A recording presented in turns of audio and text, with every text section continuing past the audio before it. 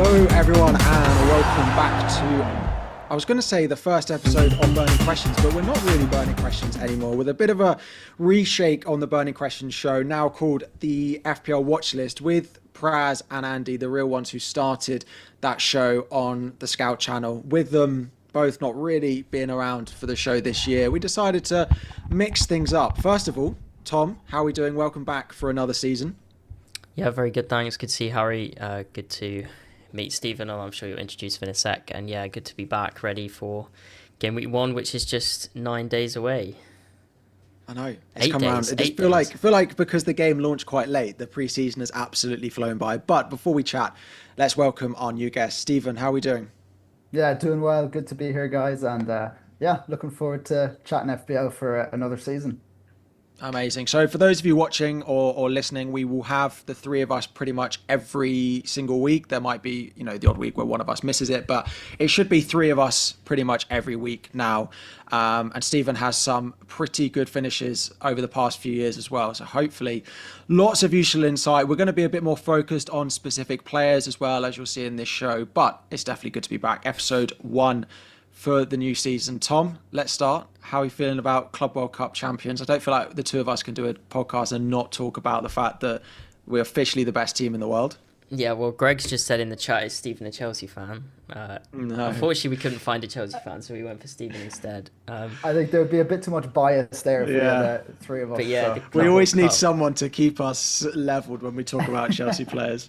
But I think both of us are kind of, I don't know, like you tweeted about Palmer, you're iffing a bit. He wasn't in my first draft, but yeah, Club World Cup was incredible, despite what people said about it. Being PSG 3-0, that's one of the best performances I think I've ever seen from a Chelsea side. So yeah, it was great, although slightly dampened now with Colwill looking like he's going to miss most of the season, which is pretty rubbish. But yeah, It was in my draft. Got to rethink that. We'll talk about whether it impacts the defence as a whole as well, because I know we've signed Hatto and we might do some business if it is an issue. But Stephen, how have you found tinkering? Have you been lots of changes, or I've changed my team less than I thought I was going to do? Yeah, I mean, I think maybe made 10 or so drafts since the start of the preseason, but we're narrowing it down to about 3 or 4 with, once you lock in a few players and you have those ready to go, I think it definitely makes things a lot easier. But it's just about, first of all, finding those players who are locked and then actually, picking the ones that you're not too sure about. You just have to go with your gut at the end of the day. I normally do a video at the beginning of our seasons with essential players, and I'm not doing it this year because I just don't think I can put a single player in that category. Like, I'm not even sure I can put Salah in that category this year. I think they've done a pretty good job of pricing the game this year, and I think because of the DEFCON changes, there's so many players we can pick. It's just making it much harder to build a draft that I'm happy with, because every draft I build, I'm leaving out 3 or 4 players minimum that I know I really want for the start of the season. So they've done a good job, and it is making tinkering a little bit difficult. Plus, of course, double chips, and if you're playing one of them early, it's going to change your draft as well, right? Yeah, chips are a nightmare. That's what's keeping me up at night. But yeah, before we go into the proper stream, Harry, I just want to shout out the Fantasy Football Scout members area because our price rise is our price rise is tomorrow. So the 47% discount will end tomorrow. As you can see on screen, we've got the best preseason guide going, expert team reveals, and we've got DEFCON data going back 7 years. So you can really get to grips with DEFCON stuff in the members area, and you can check that out on the link in the description below. So yeah, I've spent so much of my life over the past week in that members area. The new one is, I have to say, I know we're on a scout stream, but it is so good, and I've spent so much of my time looking at it. So if you want to get in it, stuff off by heart. Honestly, I feel like I do, and I don't have very many DEFCON defenders in my team, but I know it off by heart. Yeah, I'm a big DEFCON fan. I see the value in it this year. So to be able to just go through on the Scout app and see, what the players would have actually scored last season. Yeah. I feel like there's no better way to actually look at the impact that DEFCON is going to have. But Harry, you say yourself you're not too bullish on DEFCON points, huh? No, I like it, but I think I still like a lot of the budget being put into my midfielders and forwards because I still look at the picks in those positions and like a lot of them and need the money there.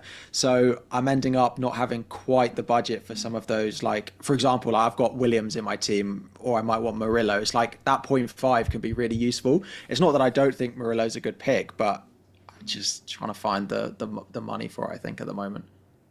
It's always the way in pre-season. The exciting attacking options, you slowly push the budget towards them, I think. Yeah, but you like the mids though. You're Anderson's biggest fan on X, which will. Yeah. Well, I mean, we can talk about Anderson now if you like. We can bring him up. Yeah, let's do him first. So you take this away because I've seen you tweet about him more than anyone else, I think.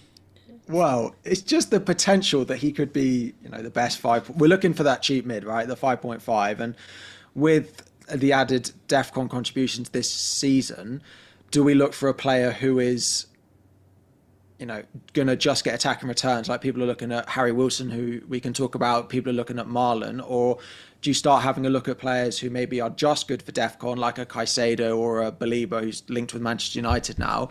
Or do you look for someone who's going to try and do a little bit of both, right? So Anderson is the player that we think might be able to do that.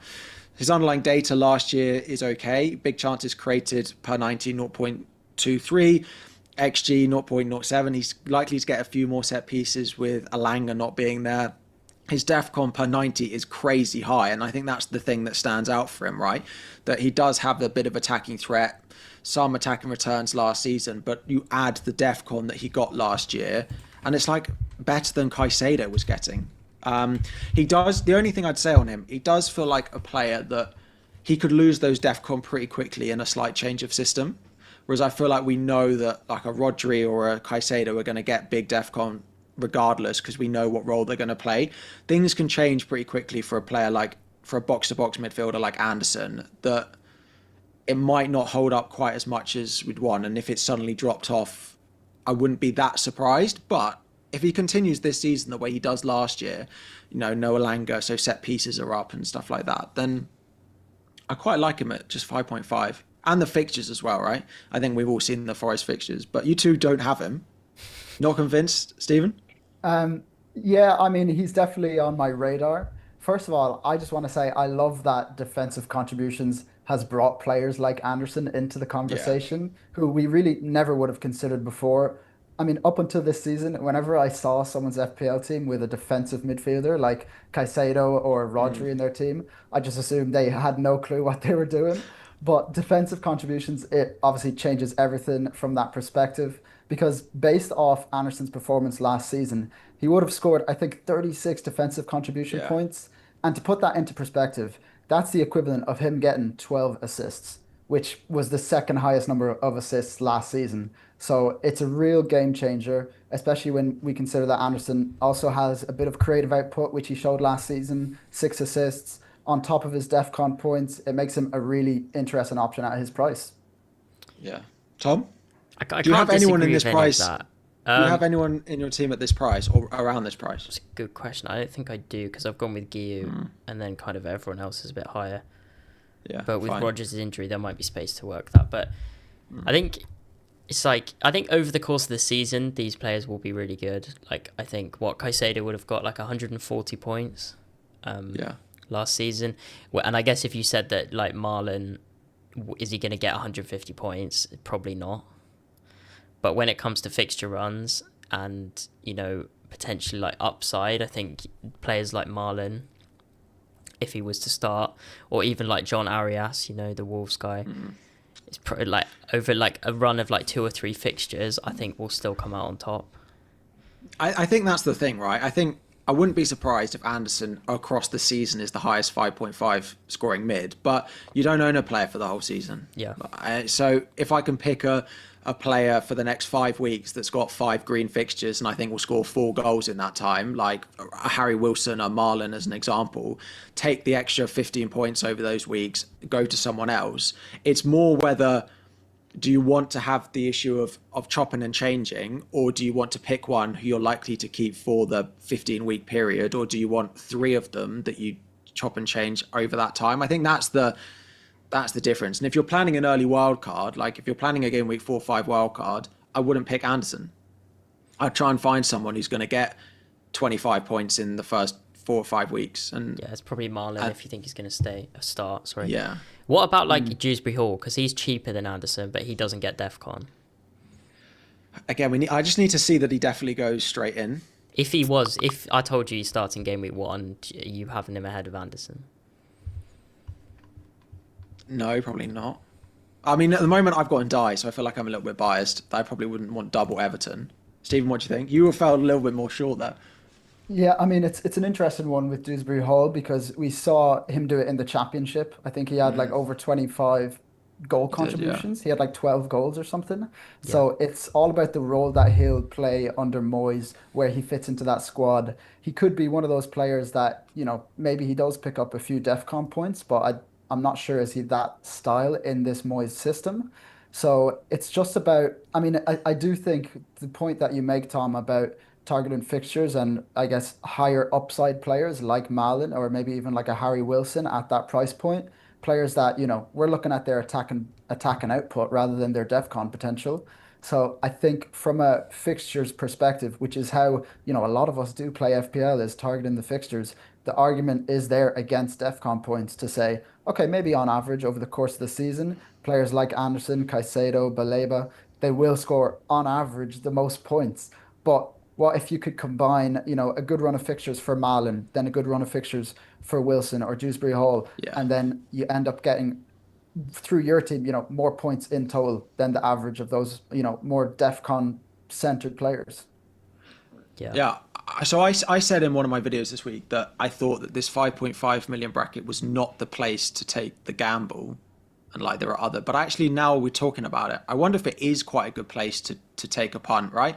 Because it's unlikely that you're going to lose a whole host of ground by going a Marlon or a Harry Wilson over an Anderson, but you might gain it, I think, the way that we're talking. So maybe this is the position, we can look at defenders and we can go defensive contribution in defence, but actually in midfield, if we can find this year's Rodgers, we can find this year's Palmer from the year before, Anderson at the end of the season might be top with Caicedo for points in that price bracket, but if I picked the right path from the other ones, you might be better off.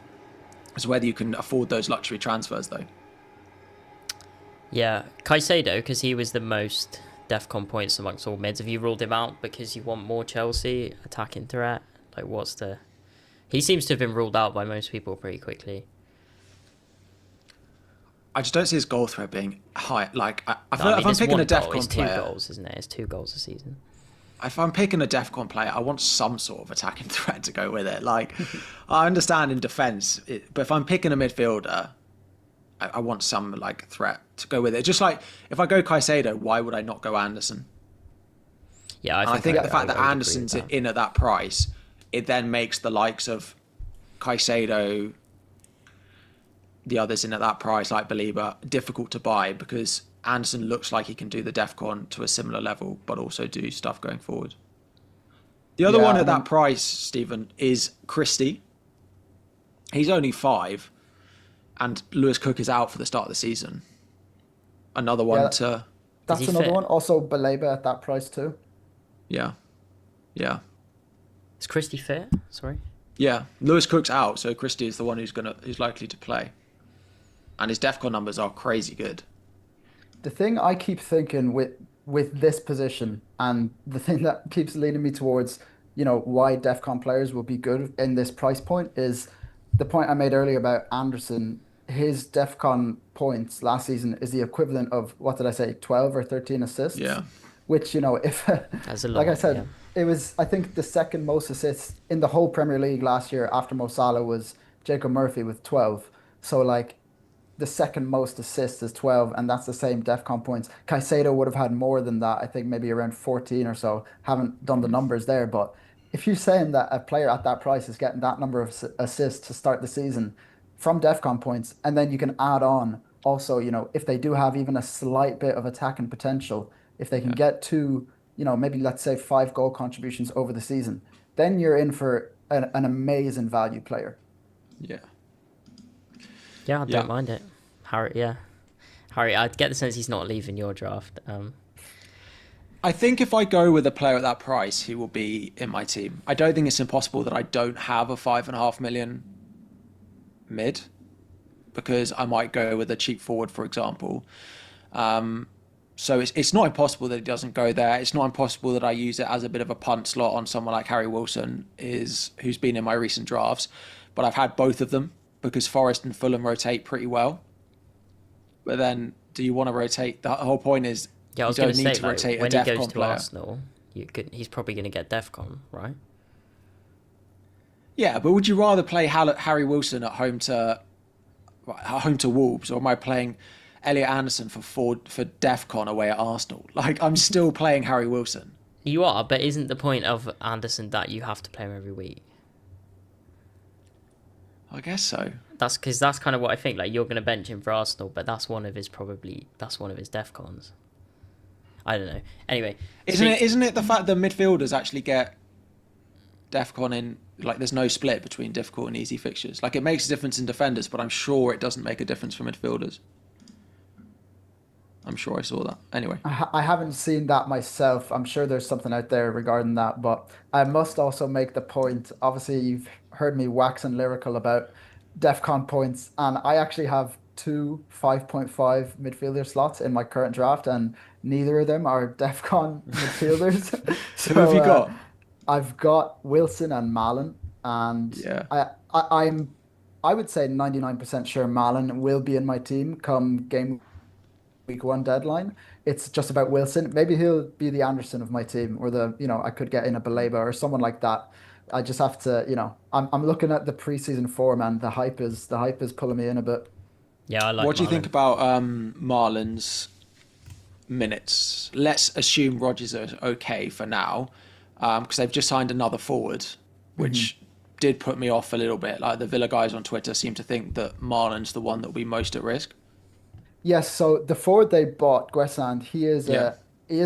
I would say maybe more of an out and out striker. And at the price they got him at, I think it was around 35 million. I could see that amount for a striker being, he could be a backup striker. Regarding Malin's minutes, and the same can be said for the other more attacking, let's call it high upside players, Yeah. midfielders at that 5.5 price point. The reason they're at that price point is because they are minutes risks, whereas you don't have that with the DEFCON picks. So with Malin, obviously he's got Jacob Ramsey, he's got Bailey to compete with. Maybe this new striker will get some minutes on the right side. It's difficult to predict their minutes, but I just think right now, from what I've seen, in the forums with Aston Villa forums, it seems like it's Malin's spot to lose, and I'm happy to take a punt if that is the case. And if he does lose his spot, it was a risk that I took, and I'm happy. I think the decision making there is pretty sound. So I'm just gonna bank that he maybe starts off the season pretty strong and can keep his form going for even just Yeah. for the first 6 game weeks, and then we'll go from there. Yeah. Just back on Forest. Is there any concern on either of you on their preseason form? Scored 1 goal in 6 games. I tend not to look at preseason form. Like, I remember when we won the league in 2015, and we conceded about 3 goals in every preseason game. Like, I'm not taking that into account, to be honest. I mean, I guess the only concern is that they've lost Alanga, but they've now replaced him. But obviously, you're probably not expecting it to be like a linear progression there. But like, what's changed? Like, what? I don't know. Like, what? Like, Wood's still there. Gibbs White, luckily, is for I think fantasy managers is still there. They're still got the wing backs. I think it's a Forest question overall, right? I think it's Forest are not going to finish, and Forest are not going to be in the top 4 for 30 weeks of the season this year. I think we can say pretty confidently that that's not going to be the case. Look, they're going to be okay, but I don't expect nearly the same level of output and numbers that we saw from them last year. And a lot of them have been priced based off what they did last year. And I think it's the same when we start to look at their defenders, right? Everyone's like, Murillo would have been the second highest scoring defender or wherever he'd been. Well, yeah, because of how incredible they were last year, but we're not expecting them to keep the same number of clean sheets as they did last year. He might get the DEFCON points to go with it, but we are expecting a drop-off in Forest, I think right? they could keep 13 clean sheets again. 13 was the lowest Golden Glove winning tally, I think, in years. There's not actually that high historically. Maybe they get 11. I definitely think they'll get to 10 just because of the way they play. And like you talk about preseason form, they have kept 4 clean sheets in 6 games. Yeah. And they do play a That's a good defensive point. style of football. I think you get 10 clean sheets out of Forest, especially before Europe starts. As long as Palace don't win their appeal, and I don't want to get into that for Palace fans, but and they're clear of the game week 2, 3 Conference League But playoffs. Glasner seemed quite confident that they were going to win it. Well, I don't know, but yeah, as it stands, It's meant to be. Forest It's meant to are be the not beginning of playing. next week, isn't it? Yeah, so we will know. But as long as Forest don't have Conference League games, I think for the first few weeks, the defensive picture is as good as anyone else. Yeah, the thing for me with Forest is that, I mean, obviously we try not to read too much into preseason form. They've only scored 1 goal in 6 games, and they actually haven't won any of the games in preseason. Like you said, they did have a good few clean sheets, but it's less about that and more so how they actually finished last season as well. So it does Yeah. seem like a bit of a trend downwards for them. But that being said, it's not necessarily something that puts me off their defenders, more so their attackers. We saw, Chris Wood last season, one of the biggest overperformers of XG. And he was a bit of a troll for me because I was such a XG merchant. But seeing Wood bang in a goal basically every single week, that was pretty depressing for me. But I think that we will see a slight decline, I guess, in their attacking potential. Not that there was much of it last year. They were very much grab a goal and get out of there kind of team. But losing Alanga isn't going to do them any favors as well. Yeah. Chris Wood, game week 1 pick. It's probably the best game week I think 1 he's pick great. I've had. I think he's great. And with Yeah. Chris Wood, right, he scored 20 goals, but he scored 14 the year before. He got 12, 14, 10 and 10 at Burnley. Like, you can book him in for 10 plus goals. Yeah. And you target the fixtures, I think you'd be fine. But he's not 6 million. That's the thing. He's not 6 million anymore, right? He's now the same price as João Pedro. He's now the same price as Solanke. Like, you're the same price as Mateta. I would say I reckon Chris Wood scores less goals than all of those if they were all fit for the whole season. That being said, I think over the first few weeks the fixtures are great and I know what I'm going to get with him, whereas after 6 weeks I know Mateta's minutes, I know João Pedro's minutes, I know Solanke's minutes, etc. But And also over the course of the European season- football doesn't start, we think, appeal pending. Yeah. So this is the time for them, I think. Yeah. Anyway, let's go to, I think, the best forward in the game. Which of the two are you going to pick with what I've said? Ollie Watkins. Yeah.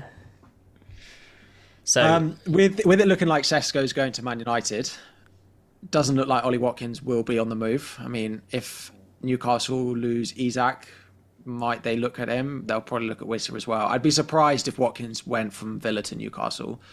9 million. Seems in great form during pre-season. Has outscored Erling Haaland for 2 consecutive seasons. Yes, his fitness is slightly better. Is he the best forward in the game, Stephen? Yeah, I think I really, really like Watkins as a pick. I'm very bullish on him because when you take everything into account, Villa's fixtures, great to start the season, all the way up to basically game week 8. His preseason form has been amazing. I think he's got 4 goals in a row. And then his historical output in the Premier League, I wouldn't say is necessarily indicative of a 9 million striker because 24 goal contributions last season, 32 the season before, 21 the season before that. He's consecutively got, 20 plus goal contributions. And I just think that he represents great value at his price for that level of returns. Add in the preseason form, add in Villa's fixtures. Yeah, safe to say I'm very bullish on Watkins to start the season. that ownership as well, less than 15%. Like when you look at João Pedro, who we can debate later, I'm sure, because he's in some of our teams. But like you're looking at Watkins nailed 90 minutes. Pretty sure he's going to have penalties. Like people don't seem to think that, but he's taken and scored the last 2, right? I'm pretty sure. And Watkins? Yeah. I don't think we know who's on pens. He scored the I'm not last sure. 2 for Villa, though, I think. I'll take I your want word to for check it. that. Yeah, Yeah, I think, I'm not saying he is, but I'm saying I think he's got as good a chance as anyone to take them. I agree. Like some people say, like I think the last one, from what I know, the last one that they had where they were all on the pitch, there's been Asensio and Rashford pens, but before that it was Tielemans and Watkins and Rodgers were both on the pitch, but Tielemans took it and missed. And I don't think we've had a pen since then for any of the players who are now in the squad. So it could be Watkins. I do think the fact that bonus points are less for penalty taken forwards now is a factor.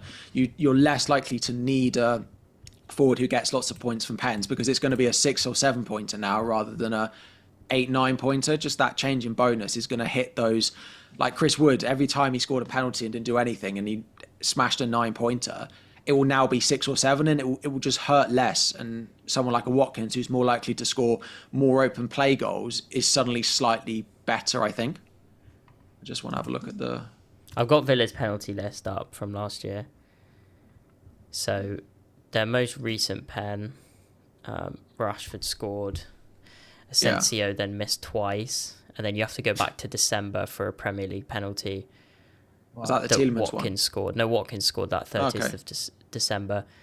So Asensio took one. Their most recent penalty was Rashford, then Asensio. So Watkins' points per 90 last year was... So Isak had 6.93, Watkins had 6.39, Haaland 5.97, Chris Wood 6.11. So like he's just behind Isak for points per 90 and he's $1.5 million less than him. Yeah, I mean, I think he's a great pick. Is there any world in which you can go Rodgers, for example, and not Watkins? Because like I build my drafts and I could have Watkins and Wirtz, for example, but I'm really struggling to build a draft that has Watkins. I could go Rodgers, Wirtz, but I can't really go Watkins, Wirtz, for example. So I love Watkins, but is there any conversation to not have him because of what it allows? Yeah, I mean, I guess I should preface this by saying I think Rodgers is a great pick, especially, I mean, I know he picked up a bit of an injury. We don't know how serious it is, but let's assume he's fit and ready to go. I think he's a brilliant pick. I have never been a big believer in the idea of covering players with other players in their team. You know, if Watkins is the one, I'm looking at Watkins' data. I'm not looking at Rodgers' data necessarily when I'm deciding if I should pick Watkins or not. So for me, I think the big thing with Watkins, obviously, like we don't know the penalty situation, but other than that, can you guys name any reasons not to pick Watkins? Is my thinking, because I can think of a lot of reasons for other players, transfer uncertainty, all this sort of stuff, minutes risks. But for Watkins, other than penalties, and I know having a 9 million striker without penalties is a bit of an issue, but other than that, I really struggle to think of negatives for the Watkins pick. I would say, similar to what Harry said, if you pair it up, so you could go Rodgers and João Pedro, and then Watkins and Anderson to the same price. More or less. Maybe there's 500,000 in it, but like if you pair it up like that, like in the team I'm going to show, I've got Rodgers and not Watkins, but it could be and Anderson like I could go, Pedro. Watkins, or Watkins Anderson or Watkins Harry Wilson. Instead, I could go Bruno Fernandes and like a cheaper forward. So I like the Watkins pick, and I think there's nothing to put you off him. But I think if you add in comparison to some of the midfielders at the same price, like if I asked you to rank Bruno, Wirtz and Watkins as game week 1 picks, would Watkins be top? For me, with fixtures, yeah. Yeah, me too. And I think closely followed by Bruno. I think Wirtz is bottom, yeah. Yeah. It's just so unknown. You have no idea what you're going to get with Wirtz. I'm also one for game week 1 not completely piling into a team. Like, and if Wirtz, let's say Wirtz doesn't do anything in game week 1 and suddenly you get Newcastle away, Arsenal at home in game weeks 2 and 3. But then it could work the other way around, right? If he does something in game week 1 and suddenly everyone piles into him. But high ownership as well. I could easily see a world in which Wirtz is maybe the best pick of the season based on his price. If he's playing every minute for Liverpool in the Premier League at 8.5 mil and sort of is that player that's pulling the strings for them and helping, create chances. Yeah. I could see a lot of attack and output for him. And at 8.5 mil, you would argue that, he's a better pick than Bruno based off that. But it's just the uncertainty with, a new player in the league. I have no doubt that he is a great player. It's just, we don't know, is he a great FPL player right now? Yeah. I think I probably agree. But I don't like going into game week 1 because I just look at that Bournemouth team in game week 1 and think I want as many of those Yeah, Liverpool they got players battered as the other night, didn't they? yeah, United. all over the place. And I mean, if Zabani was to leave between now and game week 1, I think I'd find it difficult. But Should just cover It's- the Rodgers injury, Harry, because people are asking in the chat. The Athletic have just reported that it's not said to be serious. He's having further tests, but they say they're hopeful of Newcastle. But it's interesting. They don't say they're hopeful of their last preseason game. Yes. I guess it could... But- I mean, if Emery says he might be fit, then I guess you don't go there, because you're not going to pick a risk in game week 1, are you? No. But I guess that opens up Marlon, maybe. It'll be the classic. Everyone will sell him because he's flagged, and then he'll end up being fine, and he'll score, and then we'll all want him again. Before we move on from Villa, what about Tielemans? 6? Potentially penalties, some DEFCONs. I feel like everyone's on the Tielemans because he might be on pens, but if he's not, he's just a really bad pick. If he His was DEFCON isn't guaranteed high on enough. pens, What did he if get you last knew year? that he was guaranteed pens, would he be in your guys' team? I mean, it would probably be enough for me to find 0.5 on Anderson, maybe. Yeah. Yeah. And then it would be a question of if you have Rodgers, would you save $1 million for the penalty taker? Maybe.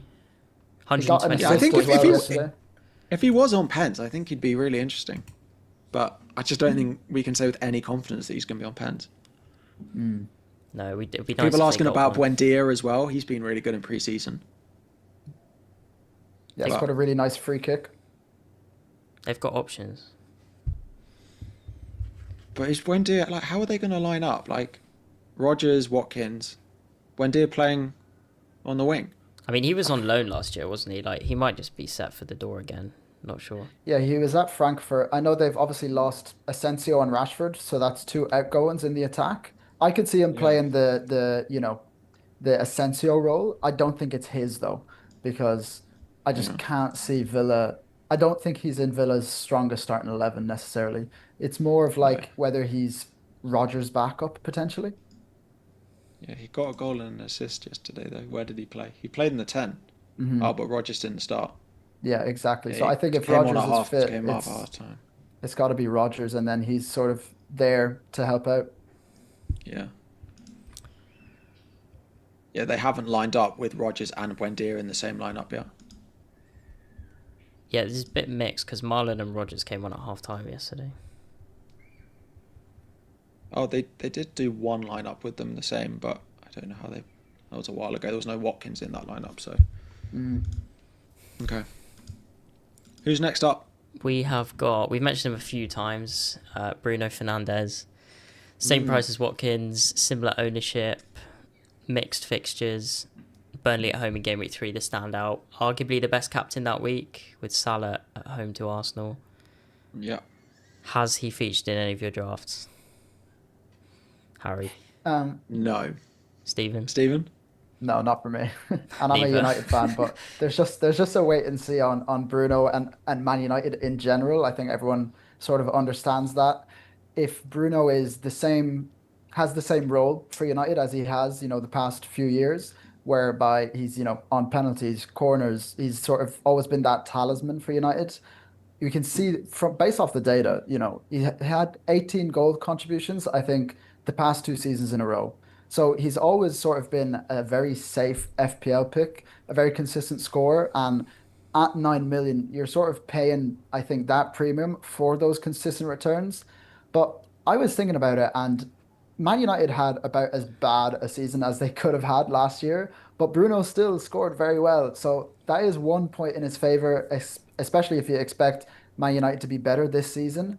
But for me, the downside with Bruno is that we just don't know what his role will be. With Cunha and Bumo, Sesko coming in, he might be playing deeper, which obviously will, increase his DEFCON potential, but will also probably decrease his offensive output. So there is that uncertainty there. And on top of that, the fixtures aren't really there to start the season for United. We don't know, will United actually be good this year? So to summarize, I think he's a safe pick that should pick up consistent returns, but it's just that uncertainty around his role that's put me off a player at that price.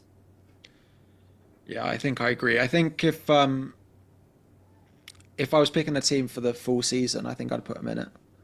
if I was, doing one of those teams where I'm not going to make a transfer for 38 weeks, I'm pretty sure I'd have Bruno in it.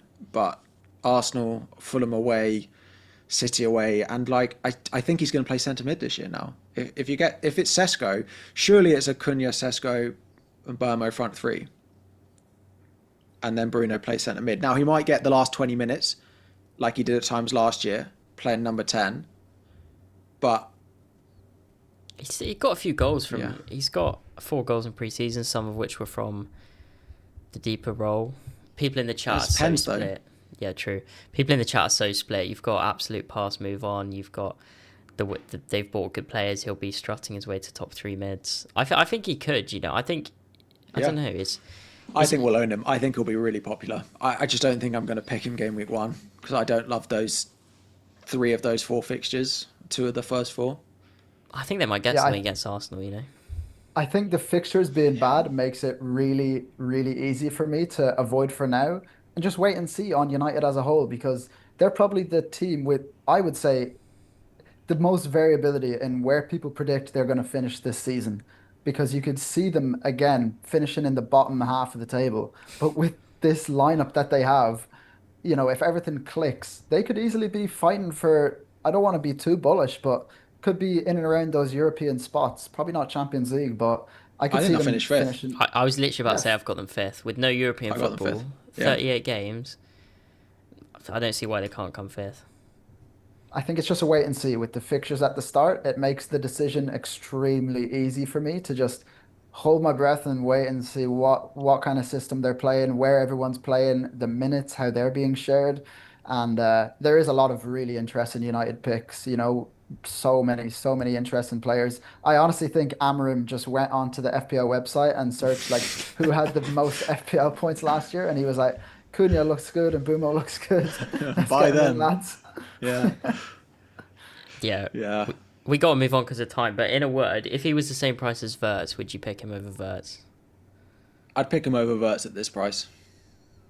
Stephen? I wouldn't. I think Liverpool are a better team, and Wirtz will have more people to pass to that will score. Fair enough. Interesting. The final player that we picked out is Juve, the West Ham wing back. I thought it'd be interesting to talk about just because Wan-Bissaka is the highest owned defender. I don't know what you think about that with the fixtures, and for me that screams price drop. It screams. I think Sunderland score. If FPL content has anything to do about ownership over the next week, Wan-Bissaka will not be more highly owned than Juve. I'm going to spend the next week hearing people tell me that Juve is better than Wan-Bissaka. I've already, in my video tomorrow, I'm going to record, I've already got a graphic on Juve being better than Wan-Bissaka, and I feel like it's the same. He looked so good though in their friendlies. Stephen, have you watched them or the clips? Yeah, I've seen the clips. I've seen the highlights. He isn't a player that I was aware of prior to this preseason, but it looks like they've picked up a real gem. He's a young player, and I see a lot of the narrative around, his crosses into the box and finding Fulkrug's big head in the box. So I see a lot of people saying that's why we should get him. I can see it, if he's delivering and Fulkrug's in and about the box there, then he could be a good target to have there. It's just, again, the uncertainty with, first of all, West Ham, where did they finish last year?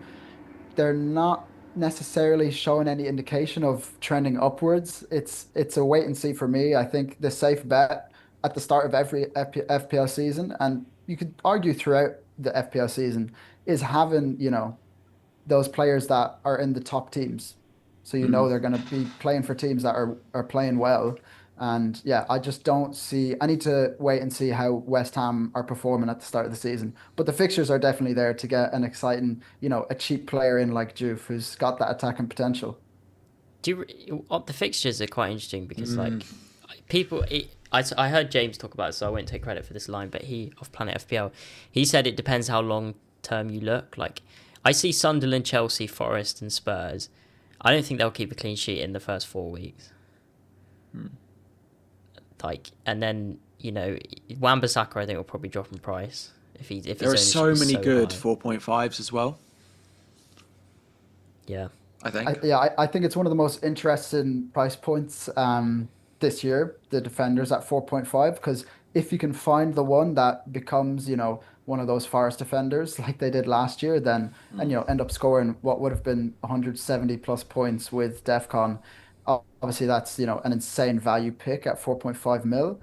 But yeah, on Juve, like you said with the fixtures, it's a good point. How far ahead are we actually looking? Because we can build up to 5 free transfers now. So if you can get him out, after 5 fixtures, that's definitely an option. It's just that Sunderland fixture is definitely, I think, pulling a lot of people in, and I can't really argue against it. He's so attacking though. 7 goals for Sparta Prague last year, so he has goals in him as well, which is interesting. Almost point 0.4 of an XGI per 90, which is like seriously good. Obviously, not expecting him to replicate that in a better league, but it's the DEFCONs though. Wan-Bissaka is more likely to hit DEFCONs. We saw in the summer series, the friendly games, he hit DEFCONs in one game. Juve averages about 5 DEFCONs per 90 for Sparta Prague, so he's very low on that. But I don't think Wan-Bissaka is nearly high enough to pick him as a DEFCON pick. Like if you're picking Wan-Bissaka, you're not picking him like he's got an average like 7.5 last year. He's not going to hit DEFCON very much. I would pick Diouf over Wan-Bissaka, but I'm not sure. I haven't got either. I think that's where I am. I do have Diouf in my draft. I'm pretty sure that I'm going to show, but I just worry, like, if you don't play him in game week 1, you're not going to play him for a few weeks. It feels like a bit of a wasted spot. Well, and if he concedes to Sunderland on the opening day, then where are you? Yeah. But yeah, I mean, most people have like a Liverpool, a Spurs, and something else. So. What about Dorgu? 4.5 for a very similar reason that people would pick Diouf. The attacking threat. He took really some good set fixture. pieces as well. Yeah, we've got Burnley at home. It's more like you'd rotate him, wouldn't you? But I suppose you'd do that with... Oh, great. It's just been logged out of the FPL site again. If you can find a rotation that gives you Diouf in game week 1 and then not have to play him for a few weeks, I think it's pretty good. Like, I definitely would say pick him over Wan-Bissaka. Yeah. Cool. Right, so I got to do a quick shout out for Fantasy Football Fest. As you know, the first Friday of the season, Fantasy Football managers get together in London, Vauxhall Beer Garden, which was a great venue last year. There was Wi-Fi, so that was good, and it showed the game as well. So get to watch Salah captain on the Friday night in London with loads and loads of FPL managers. It's only 20 quid. It's hosted by Jules Laurent, who you've seen on TV and the official fantasy podcast. Jermaine Pennant and Jermaine Genius will be there this year launching their new podcast, so there's plenty of entertainment in the countdown to the deadline. And then obviously the Liverpool game, good beer, good food, and you get to meet FPL Harry. So what could be better? So do check that out. Tom? I will be there, yeah. Nice. You usually pop in after your deadline stream, don't you? Yeah. Stephen, are you going? Yeah, I could make a paid appearance, I guess. I get Ed to fly you over from. Yeah, but yeah, it's a great event, and yeah, do check it out in the link in the description for a £20 ticket. And I think if you refer a friend, you get a beer as well. So if you know someone that's going, you can both get yourself a free drink on the website. Nice. It'll be good. Yeah. Again. Very much so. Bench boost game week 2. Who likes it? Dubravka likes it. Yeah. I've got on the screen for the podcast listeners Dubravka, Esteve, Dewsbury Hall and Mark Guiu. So that is as cheap as it gets, basically. 17.5 million quid. You've got half decent bench boost there. I mean, I don't particularly like it, but what do you guys think? Stephen? I mean, I can see the pros of an early bench boost. Obviously, the first thing you hear is get it out the way. No one even wants to think or look at a bench boost. They're just like, get it out the way. I don't want to see this in my website on my FPL app anymore. I see the appeal, you don't really have to build a squad around it necessarily. And a lot of teams with good bench options are, have good fixtures in game week 2. I think compared to game week 1, I think you would struggle to get a decent, relatively cheap bench with good fixtures for game week 1, while also being satisfied with your starting 11 at the same time. But I've never been a huge advocate of an early bench boost. For me, investing heavily in your bench just to accommodate a bench boost it's something that has hurt me in previous seasons. And yeah, I think especially when we see teams rotating a lot more and a lot of the injuries that we saw last season, having like a strong bench, we can see the appeal there. Mm. But you could argue it's more important than ever now with all the injuries and the rotation that teams are experiencing. That being said, I'm a big advocate for this season at least not planning at all for my bench boost. In fact, I actually refuse to plan for it this season because it's just not a chip that will define my season by any means, I hope. And for me, I'm just going to hold on to it and gather as much info as I can regarding who's starting, what are the minutes looking like, and then just use it whenever I have a bit of a benching headache so that I don't really have to think about, my FPL team for a week. I can say, oh, it's all right. I don't have to think about, my benching headache. I can just play my bench boost and I won't have to make a decision there. Yeah. Yeah, that's fair. Harry, I'll bring you in because you said you tweeted yesterday about Dubravka, something that I thought was really good. About how, yeah, the game week 2 bench boost is good, but it also opens up basically every other week. Yeah, it basically just gives you the opportunity now to play a bench boost in any week because you have two playing goalkeepers as long as Dubravka goes in and B's number one at Burnley. So, yeah, it makes bench boost 2 look good because they've got Sunderland at home. But it also means that I could just take 2 or 3 points from Dubravka in any week. And as long as the other 3 are good, it actually just makes bench boosting in any week better if you get a 4 million goalkeeper. So there are a couple of other weeks where they have a particularly good fixture, which are game week 8, they have Leeds at home. Game week 11, they go away to West Ham. And game week 18, they have Everton at home. But like, if I bench boost with 3 good players on my bench and he had Villa away, like I have no problem with that.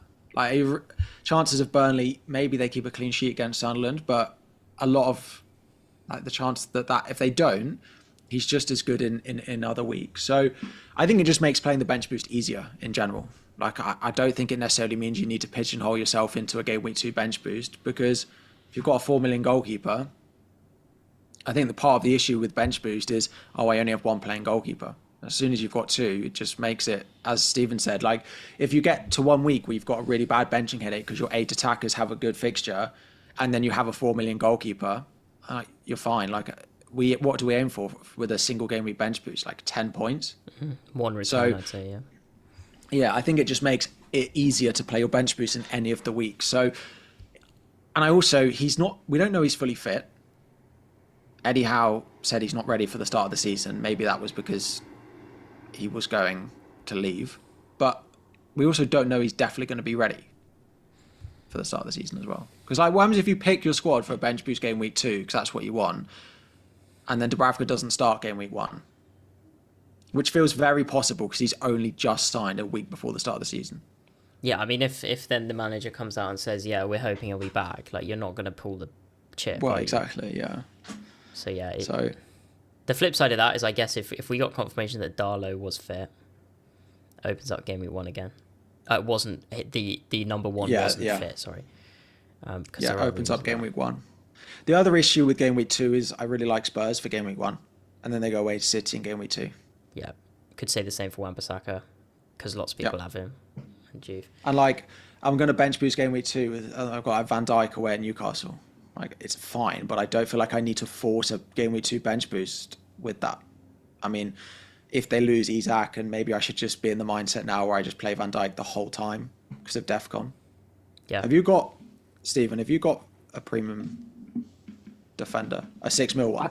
Yeah, I've got 2 actually. I've gone a bit heavy at the back compared to previous seasons, and I mean, you'll see my team in a bit, but there could be a sneaky 4 at the back. Fine, let's go to that, Tom. Cool. Let's go to Stephen's team. Make sure it's the right one. Yep. I will quickly read out for the podcast, then we'll get Stephen's take. So, Stephen has Kelleher in goal with the back 4 of Gvardiol, Gabriel, Tarkovsky, Milenkovic, with Gakpo, Salah captain, Palmer, Marlon, Watkins, Chris Wood up front, a bench of Dubravka, Harry Wilson, Mark Guiu, and Estev. So yeah, the 4 at the back, Gakpo over Wirtz, Watkins, there's a lot to talk about.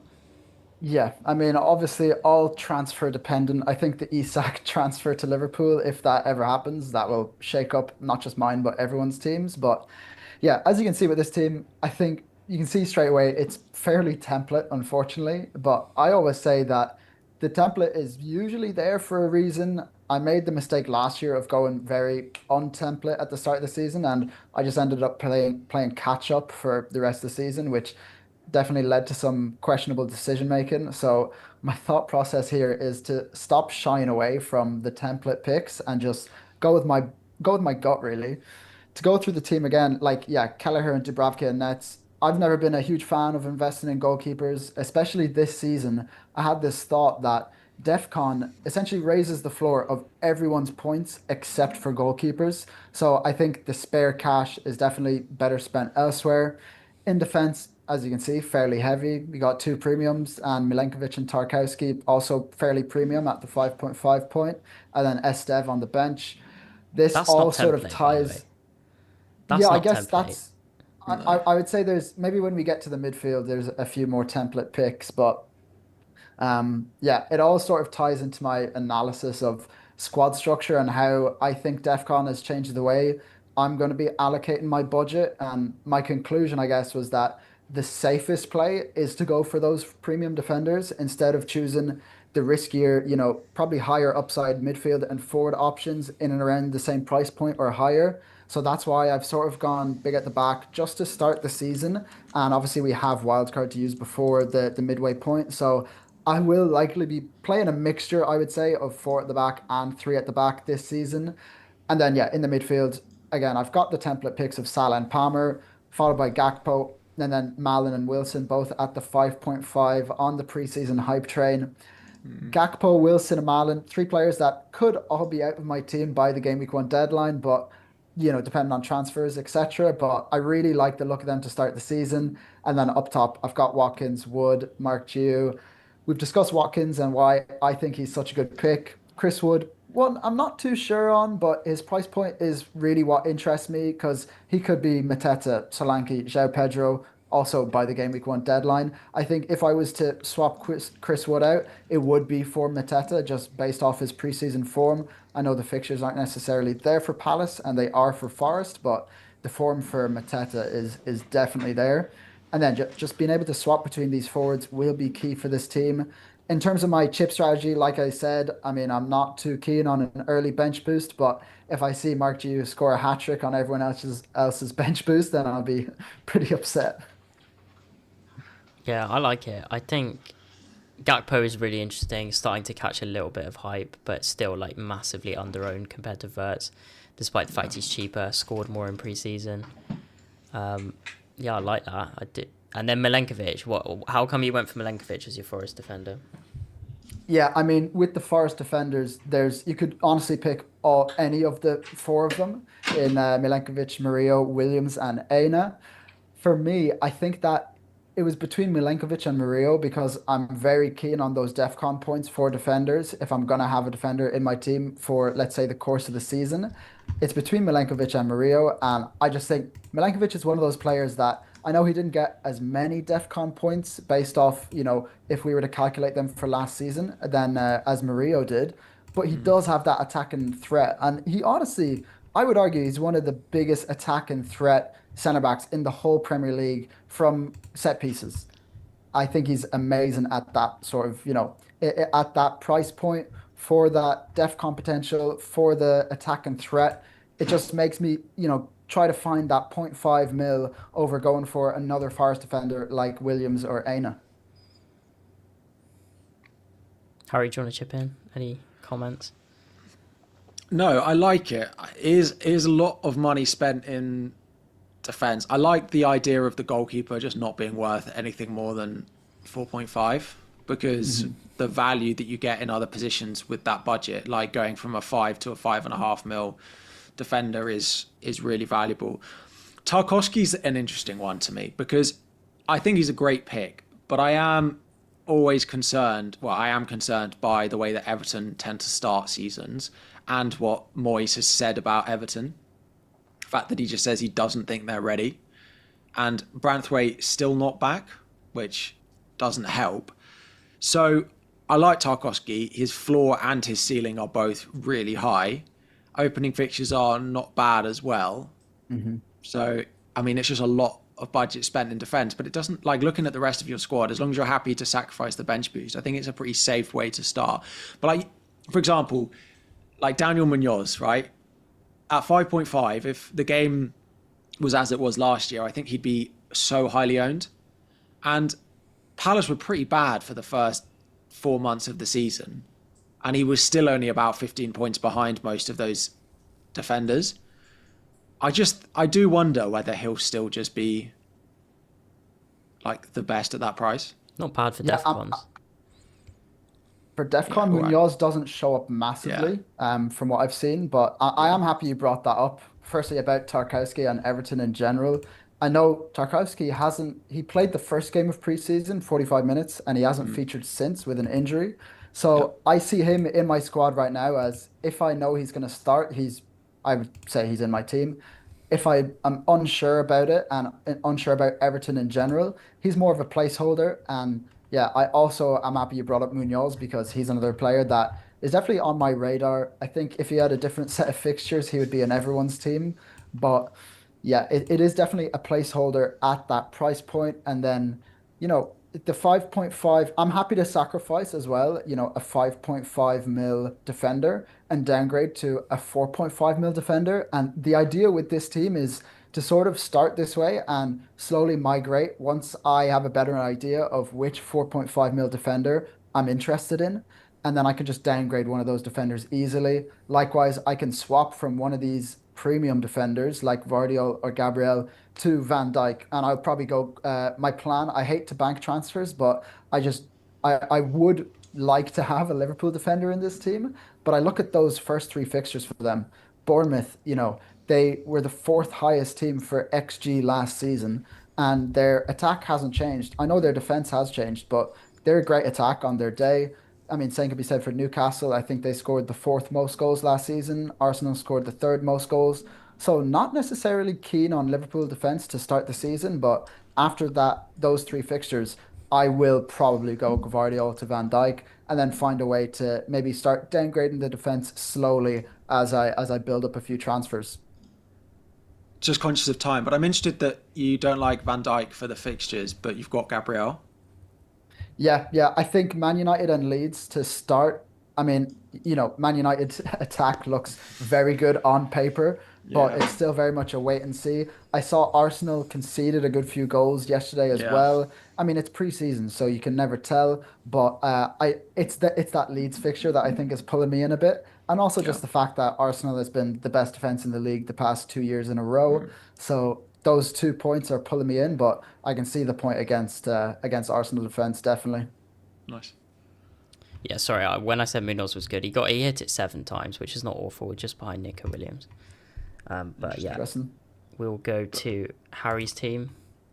So I do have Williams in here. And I think what's interesting with him is he did only hit it. He didn't hit it that many times. He didn't play that many games. So his DEFCON like ratio per match he played is not bad. Like it's not as good as the centre backs, but it's still like pretty. It's so much better than Aina. I'm so surprised Aina's in. I don't think he should be in anyone's team. Really, I don't see him being a better pick. He's definitely the fourth best Forest defender. But so I've got a little bit similar, but I've taken a bit of money out of the defense. So I've gone Van Dijk. So I've got him over Gabriel. I've got Murillo at the moment. That could be Williams. It could be Milenkovic. I like them all. Taking point 0.5 out of Murillo down to down to Williams allows me to now upgrade Colwill to a 5.5 as well, which might be something that I look at. So I could do Murillo and Colwill to Munoz and Williams or something like that. But again, that's playing the fullback way. I've gone Salah, Palmer, Illiman and Dye, who I do really like at 6.5, just on penalties. I do think their fixtures are good from an attacking point of view. For their first like 6 games, they go to Liverpool.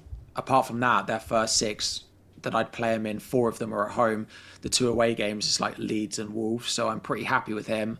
And then I've gone Anderson and Wilson sort of rotating. I've gone João Pedro, Chris Wood, Watkins. So I've spent a lot more money on forwards than I think other people have at the moment.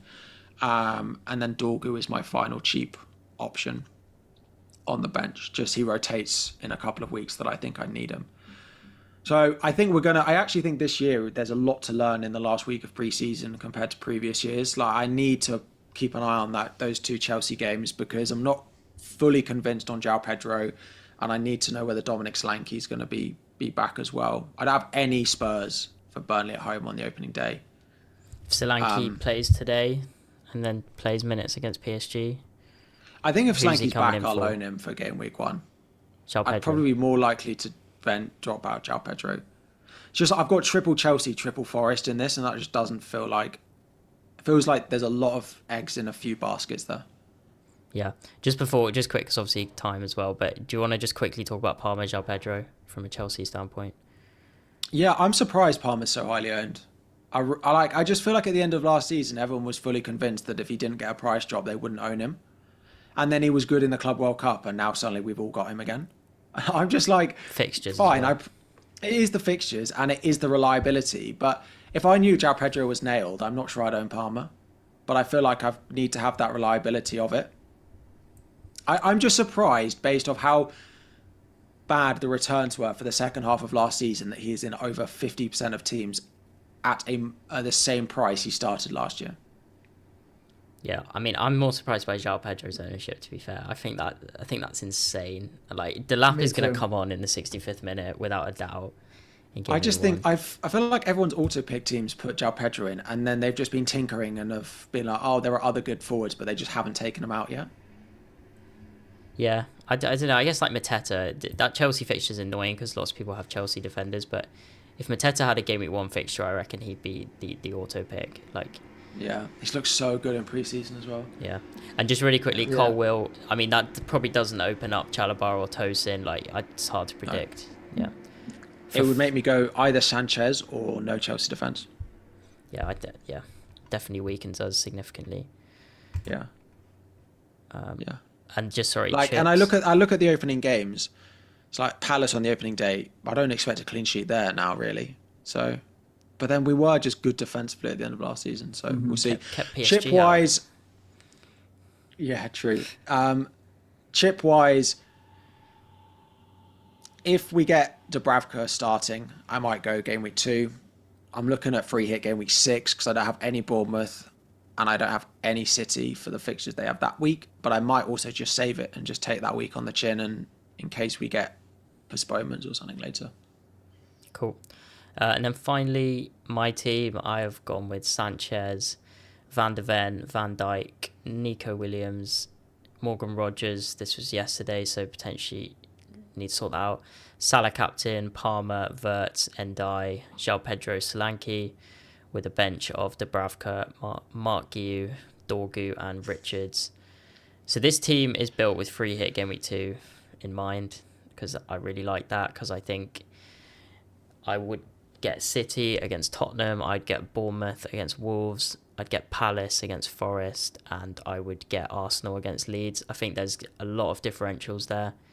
Like I think the only one in that list of teams to free hit for is Arsenal. Like you free hitting Palace at home to Forest, like yeah, we'll get Mateta. These are players. This isn't Glasner for assistant manager anymore. Like. That's fine, but you don't need to free hit Bournemouth against Wolves. No, but that would be like one player, but like he'd probably set off Palmer or anyway. But I don't know. I really like think the team, but I don't City. know if it needs the. Maybe. What do you think, Stephen? I see the the appeal of a free hit in 2, especially if you want to get the best captaincy pick, because that is what you're getting with that free hit. Like you're not gonna have any Arsenal, Harry. Probably not. And you're not going to have Haaland. I don't know. I think like I get like it's obviously all new to having a first half free hit. I just think it's one of the best weeks.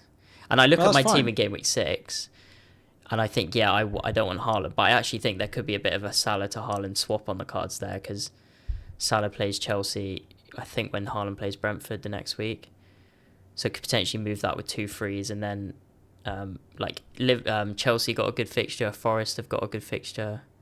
Villa have got a good fixture in game week 6. So I think potentially free hit 2, to me, seems slightly more powerful. But obviously, Salah could brace against Newcastle, and it's all gone. the other thing is Matt H in the chat is saying, if you free hit 2, you're not able to make a transfer to your actual team until game week 3, and you're sacrificing 50% of your transfers until game week 3. I mean, yeah, I can't argue with that, but like, most people aren't just going to feel make like- a transfer in game week 2 anyway, are they? Yeah, so I'll get to game week 3 with 3 transfers then. Yeah, but I Oh, no, mean, you'll 2 lose one in transfers, game week 6. and you'll have 1. Like, it's all. Yeah, but once I get to game week 6, I'll have had 5 transfers, and I'm sacrificing a smaller percentage of my transfers, if that makes sense. Yeah, I suppose. I mean, yeah, it makes sense, but like, I don't know. I since the game launched, I've liked the game week 2 free hit because I think it could be quite differential with Yeah, it will be, Arsenal I and think. City. Yeah. And a bit of Bournemouth, a bit of Palace, but obviously that wasn't that popular. It seems this is not that popular. No, I like the team. I really like the team. I just don't know if you need a free hit in game week 2. I have a question about this team as well, because let's say, Rodgers' injury puts him out for game week 1 at least.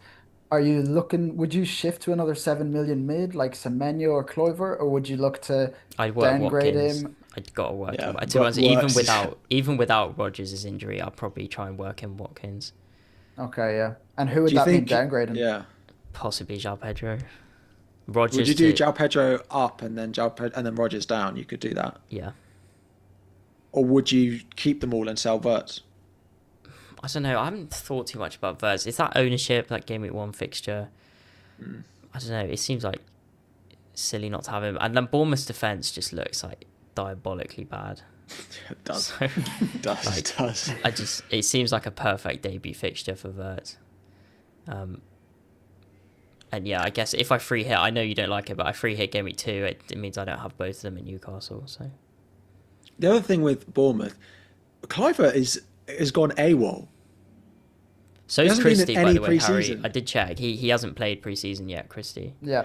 Right. So why are you free hitting in game week 2 to buy Bournemouth players? You should be buying Well, Wolves attacker, players. Semenyo. Well, Wolves are screwed as well, aren't they? You should be free hitting for Strand Larson. But yeah, I run my team through like the planners and stuff, and game week 2 just looks rubbish. Yeah, fair. That's fine. I don't know, like Spurs. I have one more question. Liverpool. So going back to the Rodgers thing, and if he's not playing, and you do get, João Pedro up to Watkins, that leaves you with 5.5 mil for a mid. Yes. Who are you Which one going are you for? buying? Who are you going for? I'd have to. I mean, Anderson game week 1 looks the best. Brentford at home. Marlon. Would I double up with Marlon? Thing is, if Rodgers is out, suddenly Marlon becomes a really good pick. But if Rodgers, But if the- we're getting reports that he might be fit for game week 1, he's going to be fit for game week Yeah. 2, isn't he? So Yeah. interesting. Yeah. Well, I'll The take thing that. is, I'll take because you've feedback got a on the chin Mark Guiu, you'd have to go for someone who's going to play every week. So you probably wouldn't go with like a Harry Wilson. You probably would go Anderson. there. Yeah. Yeah, it's fair. And then Dorgu and Richards just rotate. They do rotate quite well because Richards Yeah, they do. has Sunderland, Dorgu has Burnley, kind of to cover. I think Forest against Arsenal you can cover with Yep. Richards against Sunderland. But yeah, I really like Richards. We haven't spoken that much about Forest. We spoke briefly about Munoz, but his DEFCON numbers are pretty good and his goal threat. Like the game the other day, he got an assist, and the goal that Mateta scored about 5 minutes earlier, he stood next to him. Lacroix though, if you had the money, Lacroix looks like an absolute beast. Yeah, his DEFCON points are from last season would have been insane. Yeah. But definitely better than Gahey. Gui, Gahey, there's so many G players in there. But anyway, we've been going a long time, so we'll probably wrap up there. And I've got to go and take my free hit 2 back to the to reassess that, I think. But yeah, anyway, so yeah, do check out the Fantasy Football Scout members area. It's been great to be back with Harry and Stephen. Great addition to the team. We didn't talk about Chelsea too much either, so I think it's The worth best covering team in the world, according to you two. yeah. Well, Yeah. Well, according to the trophy was it's not us. The badge on it the just shirt happened as to well. be the badge is you on the beat- shirt. You beat PSG, who won the Champions League. So I mean, exactly. there's the argument is there. yeah. I don't know. I don't think it's an argument anymore. But anyway.